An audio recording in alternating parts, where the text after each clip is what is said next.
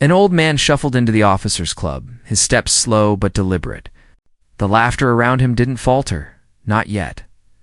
To the young lieutenants and cadets fresh with arrogance, he was nothing more than a relic that had wandered too far from his rocking chair. They didn't know his name. They didn't know his history. And they certainly didn't know that beneath the weathered skin of this 88-year-old veteran lived a story that could silence an entire room. "Someone get him a seat?" one of the officers scoffed. Champagne glass in hand. The old-timers shouldn't be standing around pretending to be part of command. The crowd of new promotions erupted with smug laughter, a hollow noise that rattled against polished wood and brass. To them, the man in the faded jacket was furniture forgettable, ignoble, disposable. But the veteran didn't flinch. His gaze swept the room with calm precision, every movement deliberate, every breath controlled. His silence wasn't weakness. It was presence so heavy it seemed to swallow their mockery whole. Across the room, Colonel Matt froze. He saw it, the quiet balance in the old man's stance, the posture that spoke of decades of training, of battles survived and victories paid for in blood. Recognition struck him like ice. The lieutenants laughed louder, mistaking calm for fragility, patience for surrender. They didn't notice the scar barely visible near the veteran's temple. They didn't see the battered watch strapped to his wrist, military issue, long retired, still ticking. They missed the way his hands rested open, steady, yet ready. He was a wall of stillness in a storm of arrogance, and they had no idea what storm they were about to walk into. Captain Decker. Silver bars gleaming raised his voice above the laughter. "Is this what we've come to?" He sneered. "Paper pushers mingling with warriors? No wonder our readiness is slipping." More chuckles followed. The cadets saw only what he fed them, a frail old man, a convenient target. None of them realized they were looking at their own reflection in a mirror that revealed every flaw, every ounce of insecurity. The veteran took a breath, slow, deliberate, unbroken. He was not here to celebrate. He was here to watch, to listen, to weigh every weakness in the room. And Captain Decker was giving him more material than he could ever need. Then the world shifted. A shrill alarm shattered the air. Red light bathed the club in a blood-stained glow. The AI's cold voice cut through the confusion. Code Omega. Code Omega. All command personnel report to Simulation Center Level 4. This is not a drill. Glasses stilled. Laughter died. Fear spread like fire through dry grass. A Code Omega was no exercise. It was the nightmare scenario, a storm designed to break even the strongest of commanders. Decker froze mid-insult, his arrogance evaporating. Orders spilled from his lips, broken and contradictory. "Form up. Get me a sit rep. Where's my tablet?" Panic spread in every direction. But through it all, the old man didn't hurry. He flowed through the chaos like a river around stones, calm, measured, unshaken. He didn't run. He simply arrived first at the door, first into the corridor. His presence an accusation against every officer scrambling in disorder. The colonel's stomach turned to stone. He knew with certainty this was no coincidence. This drill hadn't been launched by him. Only one person alive held the authority to trigger it, and that person was already walking down the hall. The simulation center erupted in controlled chaos. Red icons swarmed across the massive holographic map, each one an enemy unit, each one a piece of cascading failure. Voices rose in panic. "Sector Gamma is gone. Comms are down. Drone swarms compromised." The defense grid collapsed like sand slipping through fingers.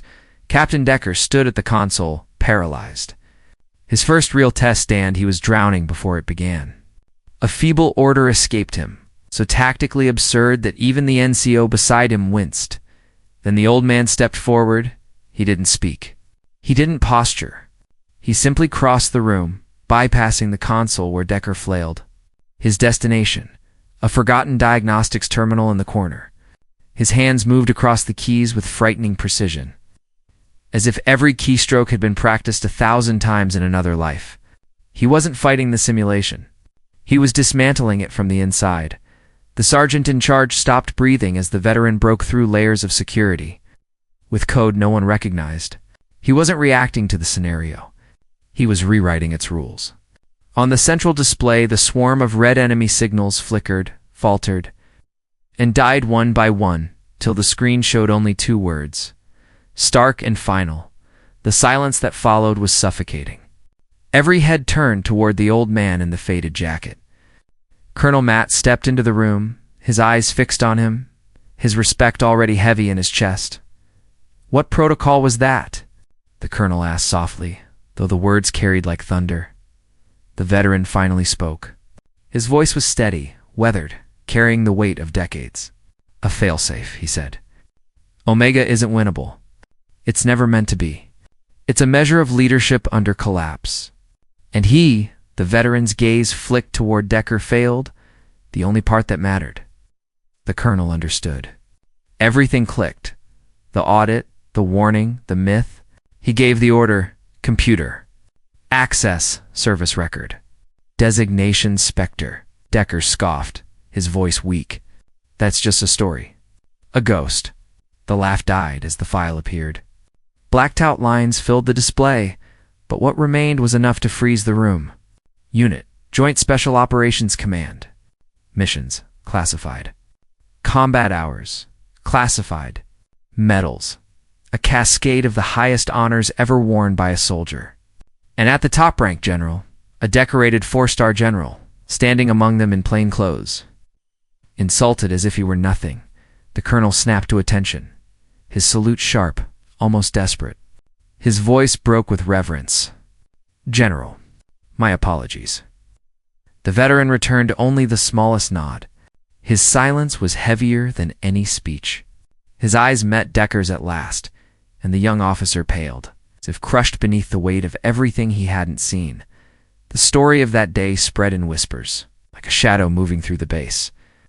Some called it the Day of the Ghost.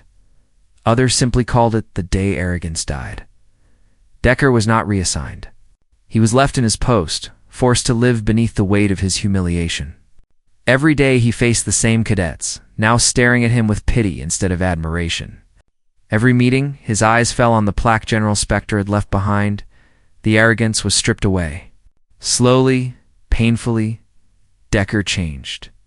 He spoke less. He listened more. Nights found him in the library, bent over strategy texts, chasing the wisdom he once mocked. The legend of the Spectre grew. Some swore the general was no longer human, but a myth that walked in shadows, observing, judging. The old console he had used was sealed off, honored like a relic. Cadets walked past it in silence, as though entering a sacred place. Years later, Colonel Matt told the story to a new class. He didn't give them names. He didn't need to. They knew the tale.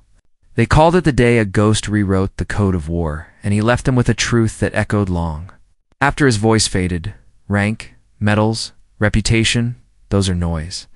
True strength does not announce itself. It is proven in silence, in calm execution, when the world falls apart. The quiet one beside you may be the only reason you survive. Remember that. Remember the Spectre. The old general never returned, but in truth, he never left. His silence became the standard.